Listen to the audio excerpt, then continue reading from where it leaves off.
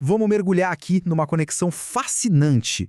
A obra de Sally Nichols, que une as ideias, revolucionárias do psicólogo Carl Jung com todo aquele simbolismo milenar do tarô. Sabe aquela ideia de que o tarô serve para prever o futuro?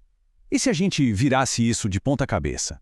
E se na verdade as cartas fossem uma ferramenta, e uma ferramenta poderosa, para a gente entender o presente? É essa pergunta que vai guiar nossa análise, mudando totalmente a perspectiva sobre essas imagens tão enigmáticas.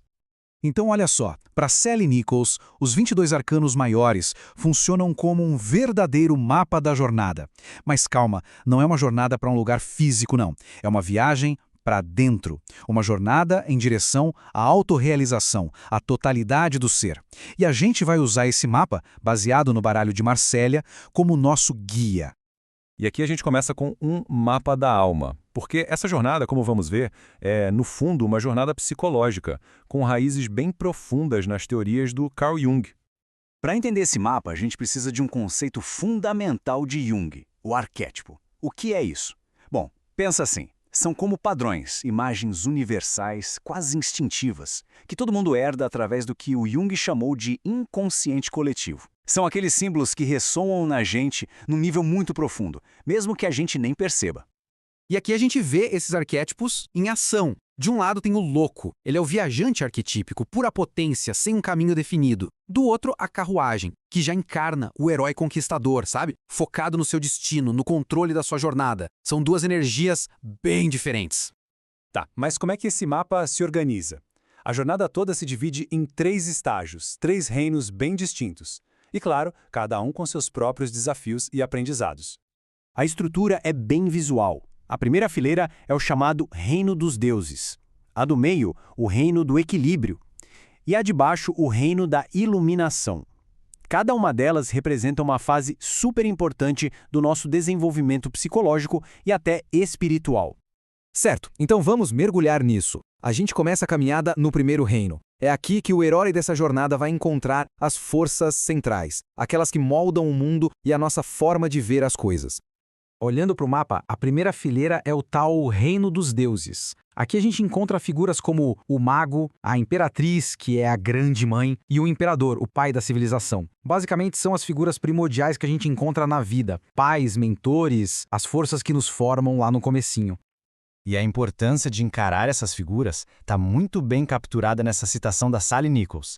Ela diz que enquanto a gente não se resolver com os arquétipos de mãe e pai dentro da gente, a gente vai continuar repetindo os mesmos problemas com as pessoas que ocupam esses papéis na nossa vida. Isso mostra que não são só cartas, né? São reflexos de dinâmicas bem internas. Depois de encontrar essas figuras primordiais, a jornada desce do plano mais divino, digamos assim, para o mundo complexo e muitas vezes confuso da experiência humana. Bem-vindo ao segundo reino. A fileira do meio é o reino do equilíbrio. É aqui que o herói, ou a pessoa na sua jornada de vida, precisa confrontar os desafios do dia a dia e encontrar um ponto de equilíbrio.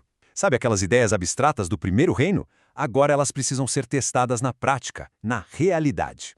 E que desafios são esses? Aqui tem alguns exemplos cruciais. A justiça, que força a gente a ponderar, a equilibrar escolhas difíceis. O enforcado, que simboliza a necessidade de sacrifício, de olhar as coisas por um ângulo completamente diferente.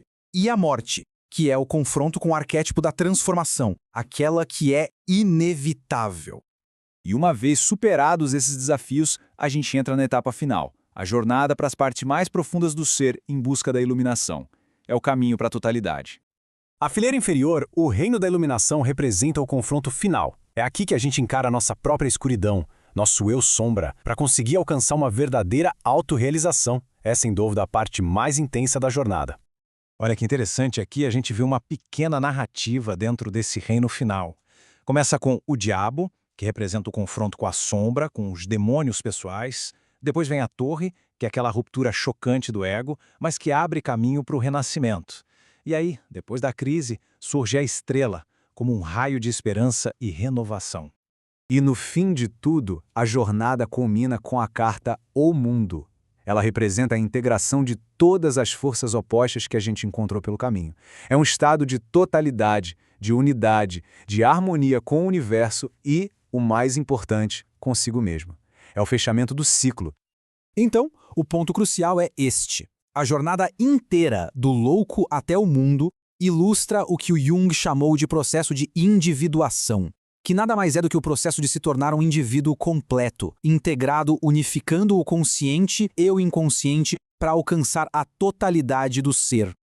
E para fechar, fica uma pergunta, uma reflexão. Ao olhar para esse mapa da jornada da alma, em que ponto dessa caminhada uma pessoa poderia se encontrar hoje?